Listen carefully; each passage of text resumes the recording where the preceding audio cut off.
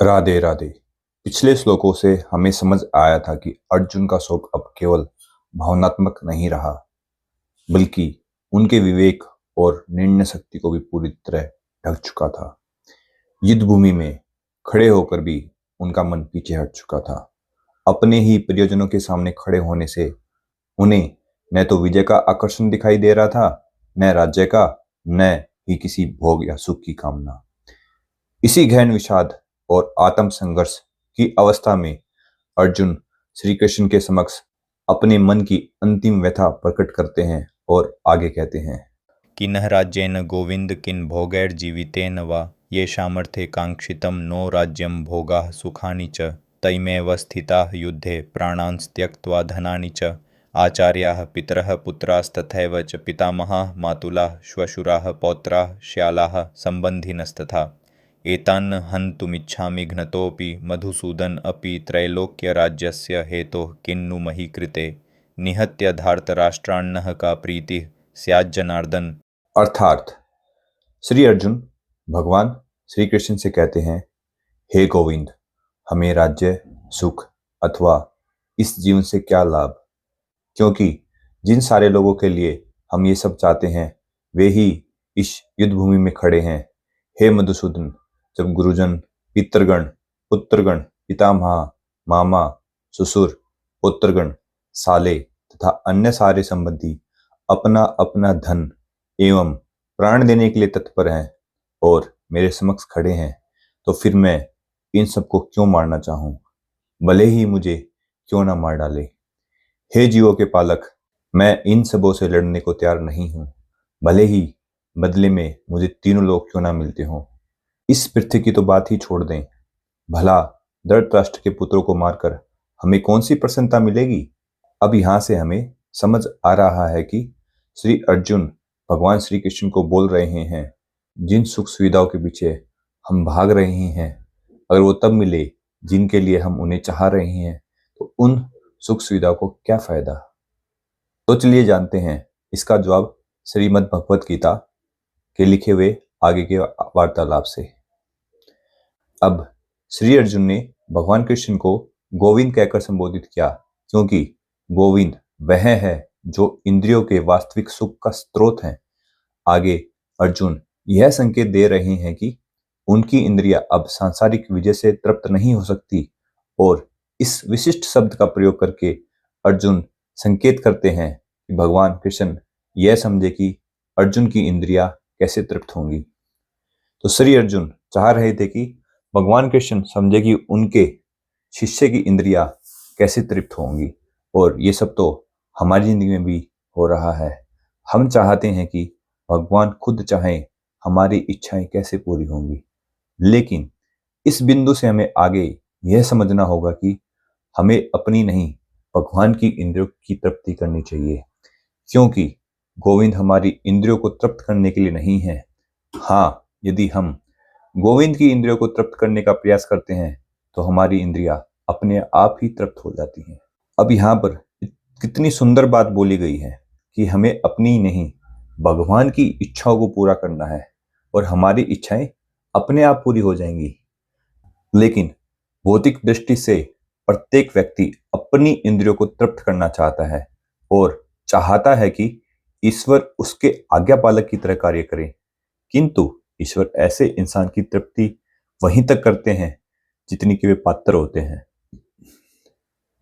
उस सीमा तक नहीं जितना वे स्वयं चाहते हैं। अब अगर इस लाइन को ध्यान से समझे तो हम भगवान को बोलते हैं कि हमें भगवान ये सब चाहिए, लेकिन भगवान हमें वही देते हैं जिसके हम काबिल होते हैं, ना कि हमारी चाहत के अनुसार। तो पहले हमें जो चाहिए उसके काबिल बनना पड़ेगा, और अगर कोई इसके विपरीत मार्ग अपनाता है, अर्थात अपनी इंद्रियों की तृप्ति की चिंता छोड़कर गोविंद की इंद्रियों की तृप्ति करने का प्रयास करता है, तो गोविंद की कृपा से जीव की सभी इच्छाएं पूर्ण हो जाती हैं। तो सीधी और सरल बात यह है कि हमें अपनी जिंदगी के कर्मों को भगवान की सेवा में लगाना चाहिए, और ताकि भगवान की जो इंद्रियां हैं, भगवान की जो चाहत है वो पूरी हो सके, और उसके बाद ईश्वर हमारी चाहत को पूरा कर पाए। अब आगे के श्लोकों में बताया गया है कि जाति और कुटुंबियों के प्रति अर्जुन का गहरा स्नेह आंशिक रूप से उनकी स्वाभाविक करुणा के कारण है। इसी कारण वे युद्ध करने के लिए तैयार नहीं हैं। सामान्यतः प्रत्येक व्यक्ति अपने वैभव और सफलता का प्रदर्शन अपने मित्रों और परिजनों के सामने करना चाहता है, किंतु अर्जुन को यह भय है कि यदि युद्ध हुआ तो उनके सभी प्रियजन मारे जाएंगे और विजय के बाद वे उनके साथ अपने वैभव का उपभोग नहीं कर पाएंगे। यह भौतिक जीवन की सामान्य गणना है, परंतु आज के समय में भी हम देखते हैं कि बहुत से लोग अपनी सफलता, शक्ति और उपलब्धियों को दिखाना चाहते हैं। वे चाहते हैं कि लोग उनकी प्रशंसा करें, उन्हें पहचानें और उनके नाम को जानें, किंतु आध्यात्मिक जीवन इससे सर्वथा भिन्न होता है। भगत भगवान की इच्छाओं की पूर्ति करना चाहता है, इसलिए भगवत इच्छा होने पर वह भगवान की सेवा के लिए समस्त ऐश्वर्य स्वीकार कर सकता है, और यदि भगवत इच्छा न हो तो वह एक पैसा भी ग्रहण नहीं करता। वैसे ही अर्जुन अपने संबंधियों को मारना नहीं चाहता था, और यदि उनका वध आवश्यक है तो अर्जुन की इच्छा थी कि स्वयं श्री कृष्ण उनका वध करें। अब यहाँ पर भगवान के सामने श्री अर्जुन ने बता दिया कि आप ही इनको मारो, अगर आपको मारना है तो मैं नहीं मारूंगा, मैं इनका वध नहीं करूंगा और ना ही मेरी ऐसी कोई इच्छा है। अब जब श्री अर्जुन भगवान के सामने ये सब बोल रहे हैं तो यहाँ पर कुछ प्रश्न आते हैं, जैसे कि क्या भगवान हमारी इच्छा को पूरा करने के लिए हैं? तो नहीं। इसका उत्तर भगवान कहते हैं, भगवान हमारी इच्छाओं के सेवक नहीं हैं, बल्कि हम उनके सेवक हैं, क्योंकि भौतिक दृष्टि से प्रत्येक व्यक्ति अपनी इंद्रियों को तृप्त करना चाहता है और चाहता है कि ईश्वर उसके आज्ञा पालक की तरह कार्य करें, किंतु ईश्वर उनकी तृप्ति वहीं तक करते हैं जितनी कि वे पात्र होते हैं। और भगवान हमारी हर इच्छा क्यों पूरी नहीं करते? क्योंकि वे हमें उतना ही देते हैं जितना हमारे कल्याण के लिए आवश्यक होता है, न कि जितना हमारा मन चाहता है। और अगर हमें हर इच्छा पूरी करवानी है तो अपनी इंद्रियों की तृप्ति छोड़कर गोविंद की इंद्रियों की तृप्ति करता।